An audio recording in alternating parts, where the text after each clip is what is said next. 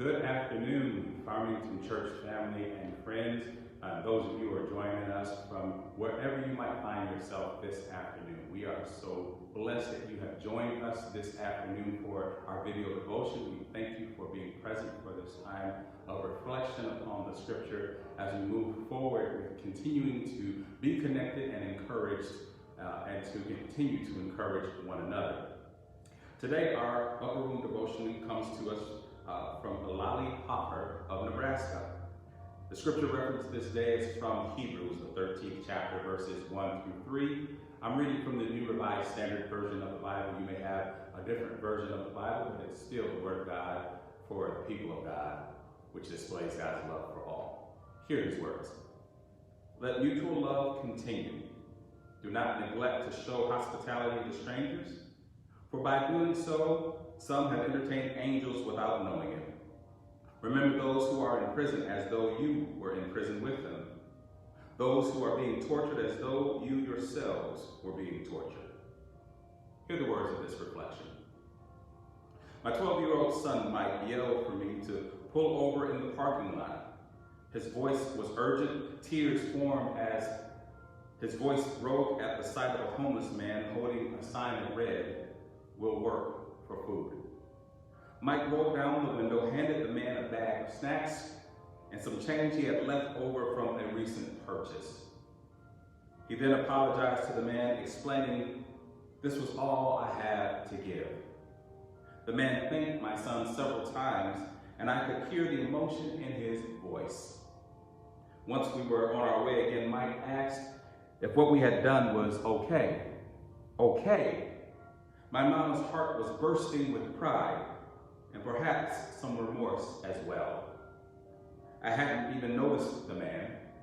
To be honest, sometimes not only do I pretend not to notice, I also judge and condemn them without caring to know their story. And yet, Jesus made it clear that his mission on earth was to those in need, those who were downtrodden and sick. He didn't look the other way. He didn't turn and run from them. He ran toward them. We are called to be Christ-like, full of compassion and mercy. It's not our place to judge, but it's our place to care. Indeed, friends, we are called to act with justice. We are called to love tenderly. We are called to love one another, to walk humbly with God.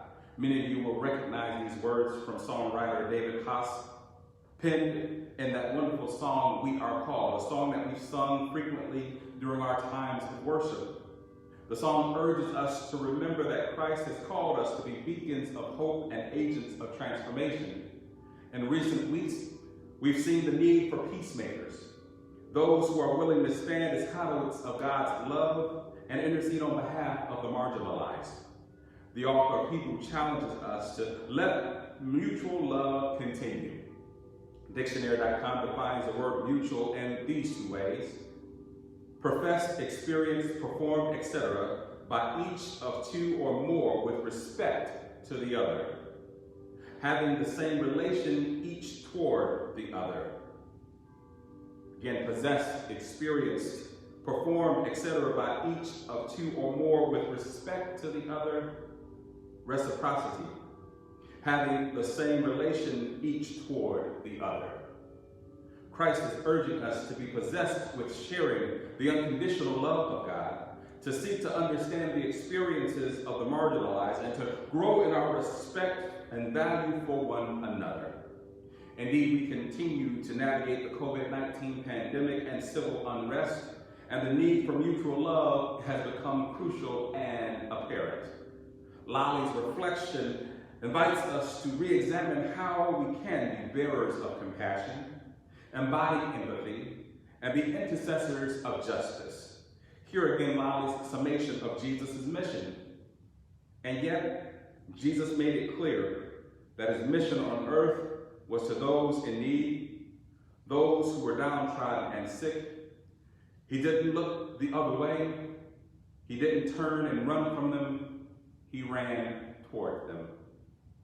Running toward challenging situations isn't easy, for it requires us to take inventory of our character and evaluate our preconceptions and misconceptions.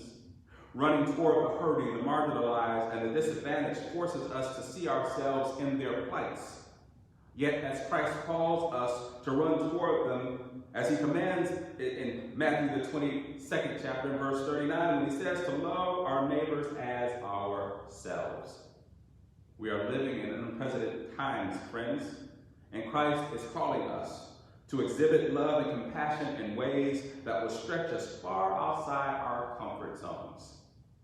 But that is the ministry that he has called us to embark upon, to engage in each and every day, to embody his grace and compassion and love, not only to those who are in the same social, economic, or cultural status as we are, but to those who are hurting, to those who are marginalized, to those who are downtrodden and sick, as Lolly would say, that they might know God has heard them, and God responds with our presence. Lolly offers us an appropriate prayer for the end of our time today. Hear the words of her prayer. Dear Lord, help us to see others the way you see them, and make this perspective lead us to action. Amen.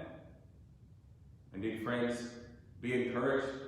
Continue to stretch yourself. Heed God's yearning and leading you as you move forward through this day to be a blessing and a conduit of grace and compassion, to go forth and help those who are in need in and around your neighborhoods, in and around your community, that we might continue to usher others into the presence of God that transforms, heals, and redeems us all. Be blessed and have a great day. You are a blessing from God. Now go be a blessing to someone else.